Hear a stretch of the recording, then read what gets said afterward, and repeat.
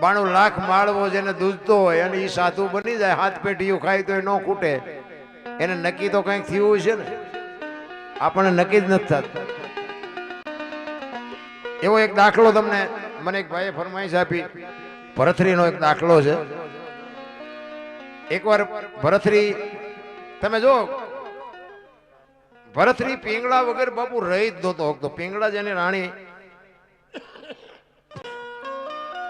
એના રાણી વગર રહી જ નહોતો હકતો.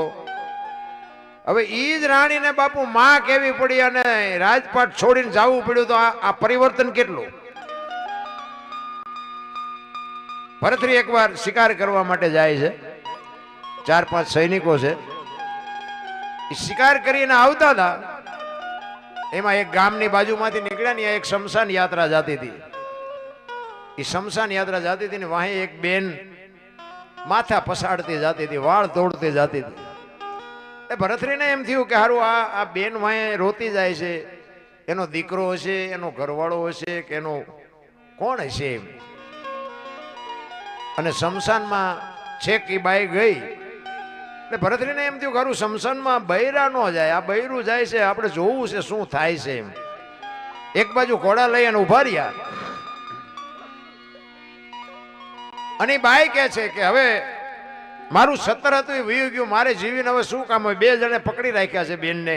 એ કે ભાઈ જે બનવાનું હતું એ બની ગયું. કે ના, મને મારા ધણી હારે સતી થવું છે, મારે મારા ધણી હારે મરી જવું છે. એ ચિતા ગોઠવી અને સબને ઉપર મૂકી અને આગ ચાંપી અને ભડ ભડ ભડ ભડ મંડ્યું હળગવાનું. બાપુ એ દીકરીએ જોંટ મારી અને નીકળી ગઈ અને હળગતી અગ્નિમાં બાપુ એ દીકરી ચડી ગઈ. અને ભરથરી ઘોડા ઉપર બેઠો બેઠો જોવે છે અને આ બેન હળગતી ચિતામાં બાપુ એક ઉકારો ન કરે અને એ જોવે એમ બાપુ ખાખ થઈ ગયો. અને કોક ત્યાંથી નીકળ્યો ને ભરથરીએ પૂછ્યું કે ભાઈ આ બેન ને શું થતું હતું ભાઈ જે ગુજરી ગયો એ. તો કે એ એનો ઘરવાળો હતો અને એ એના પત્ની હતી.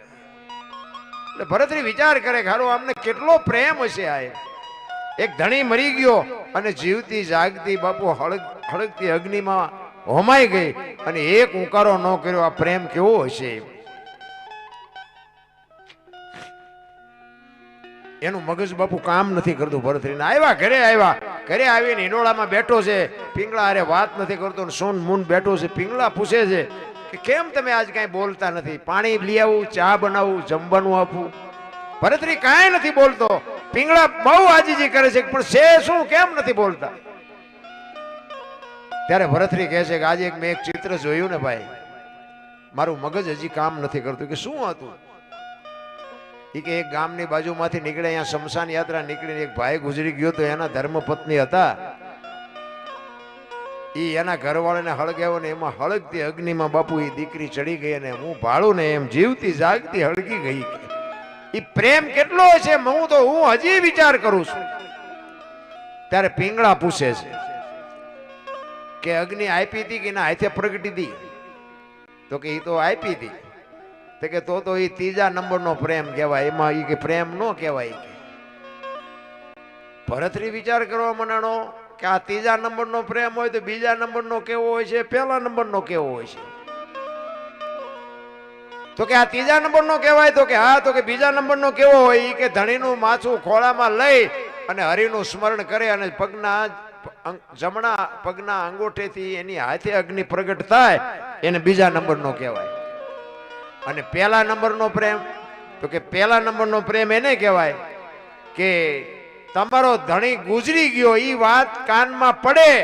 એ કાનમાં પડ્યા પછી જો શ્વાસ લીધો હોય એ બારો ન નીકળે, જો બહાર લીધો હોય તો અંદર ન નીકળે, જીવ નીકળી જાય, અને 1લા નંબરનો કહેવાય.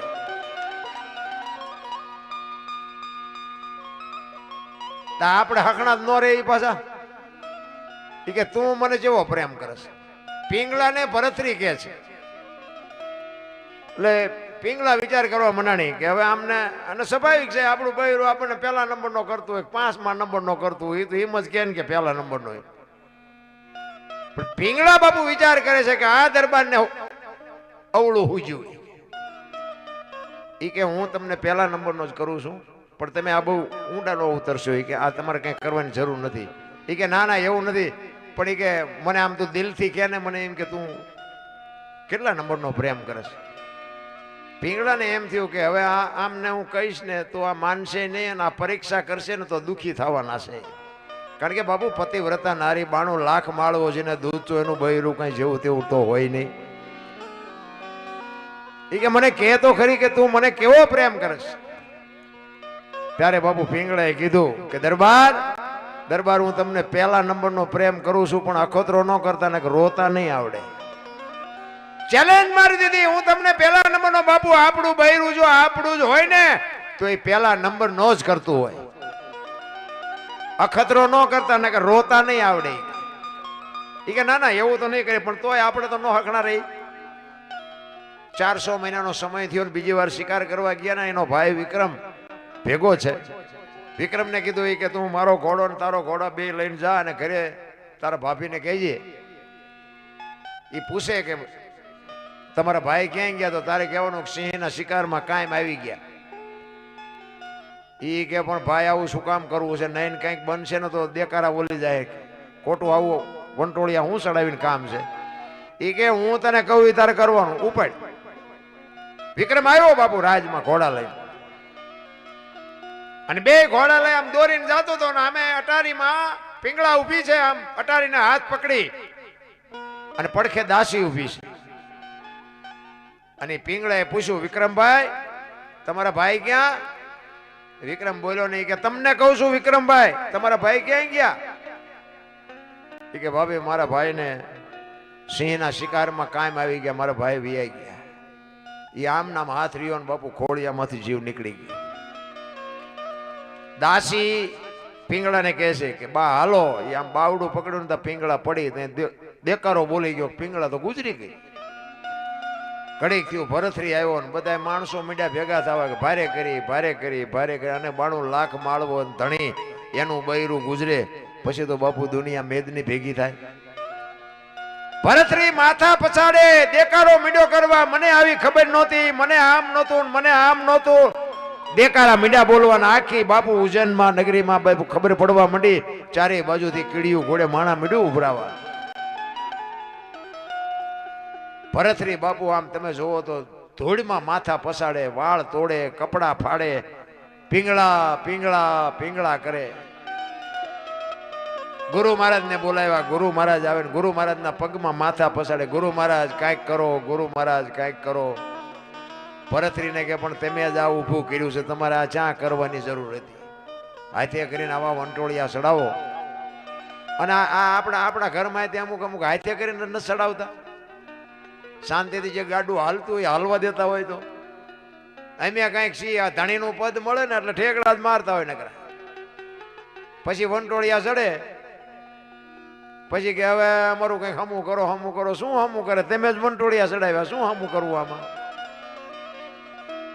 એ વાત કરતા વાર લાગે. ભરથરી રોવે છે, દેકારો કરે છે. શમશાન યાત્રા તૈયાર થઈને બધા નીકળ્યા.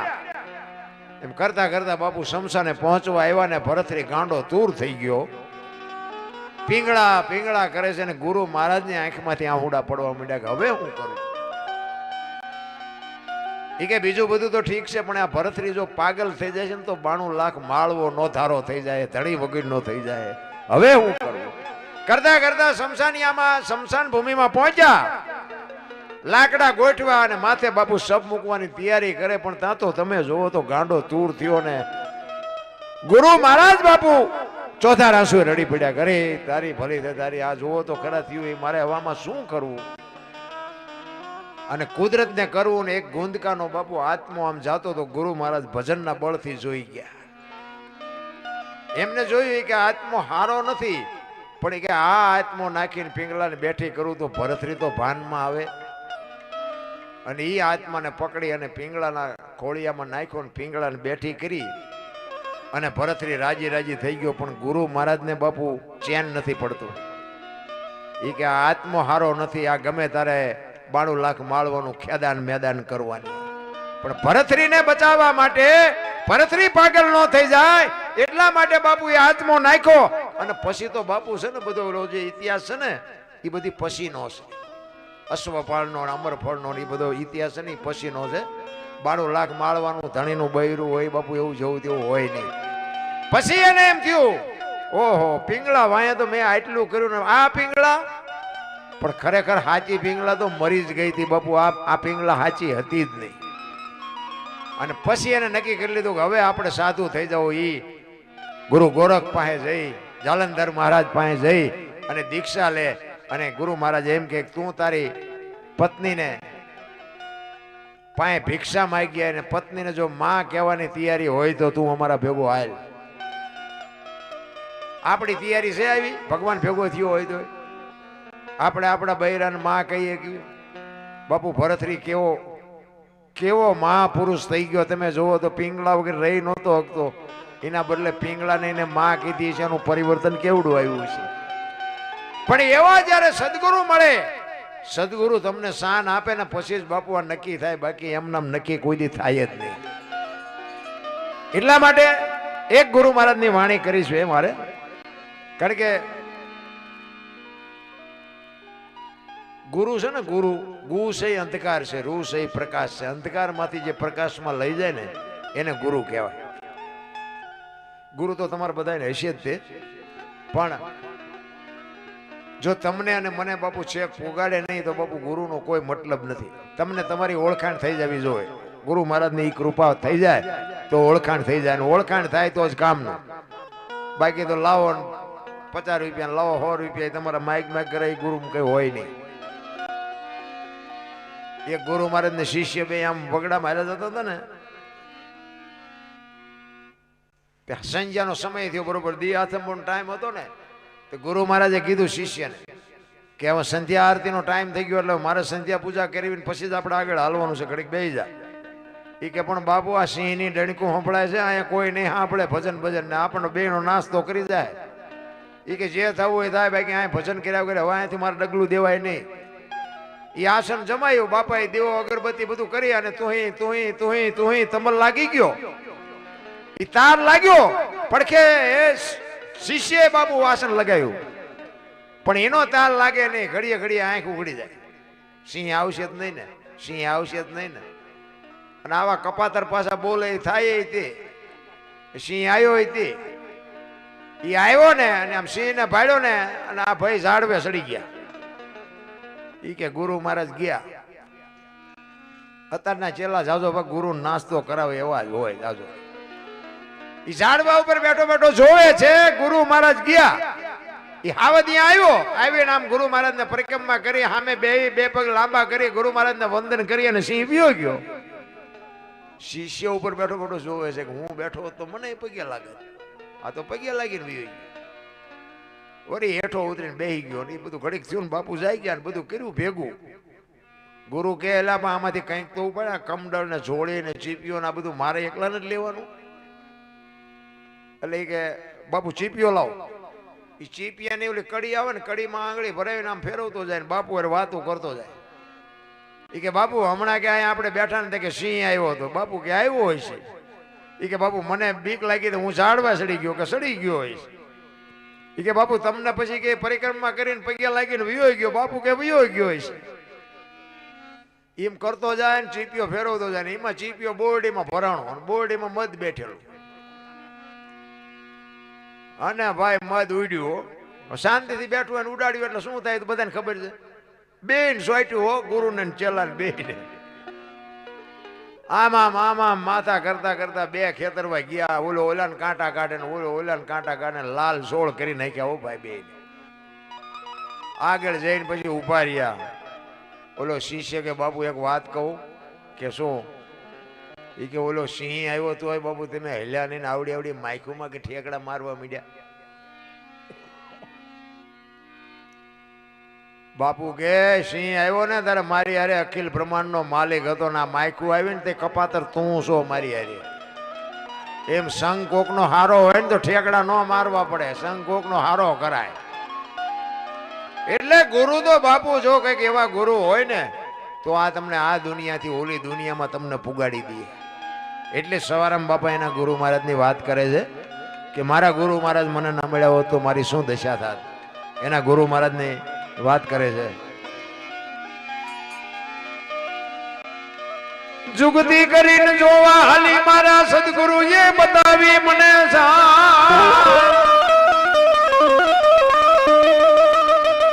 અમરનગર માં આત્મ દેખ્યા હું તો ભૂલી ગઈ હતી દેહનું ભાન આ અમરનગર ને અલખ ને અગમ અગોચર ને આ બધું શું છે આ સંતોની ભાષા છે સંતોના શબ્દો છે સદગુરુ હશે તો તમને ખબર તો હશે જ તે અલગ કોને કહેવાય અલગ જે લખી નો કહે એને અલગ કહેવાય બરોબર જો લખાય ને જો બોલાય ને તો લખાય ને લખાય તો દેખાય ને દેખાય તો વંચાય આ એવું છે નહીં આ અનુભવવાની વાત છે તો અલગ કેવો કોને તો તમને એનો દાખલો આપો એક તેલનો ડબ્બો લઈને કોક આવતું હોય ને તેને તમે પૂછો કે ભાઈ તેલના ડબ્બાના પૈસા કેટલા કે 25 રૂપિયા હવે ડબ્બાના 25 હશે તેલના તેલ કાઢી લો ડબ્બાનું શું આવે નકરા 25 આવે ને પણ જો વાત ઉપર ધ્યાન આપજો કિંમત તેલની છે ડબ્બાની નથી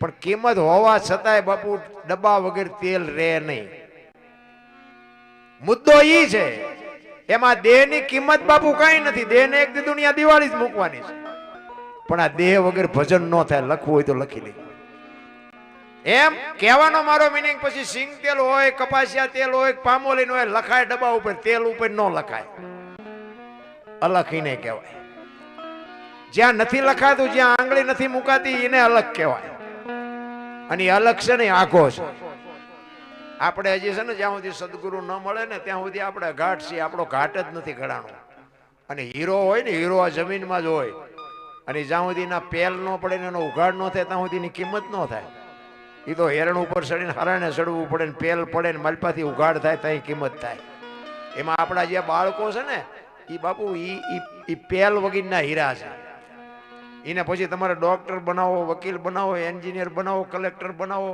કે ખિસ્સા કાતરું બનાવો જેવા પેલ પાડો એવો એ હીરો થાય એ ઘાટ છે એ ઘાટ માટે જ બાપુ હેરણ ઉપર ચડવું પડે એટલે સવાર આમ કે છે અમરનગરમાં આત્મ દેખ્યા ને ભૂલી ગઈ દેહનું ભાન બાપુ આ દેહની દશા મટે ને પછી ખબર પડે હું દરબાર ને હું પટાલ ને હું ભરવા ને બધા હોની નાચ ચાલીને બેઠા બાયું ચડાવે એટલે કોની પાસે વાત કરવી હું તો એમ કહું ગઢારે વણમાંથી બોલાવો એક એક ને એક હોડીમાં બેહારો હોડી દરિયામાં વહેતી કરો ખીલી જાય એટલું ફાંકું પાડો પાણી કાઢવાની મહેનત બધા હરકી જ કરે શું કામ બુડે છે બુડે પછી એક થવું તે પહેલા થાવ ને જરૂર એની છે એકતાની જરૂર છે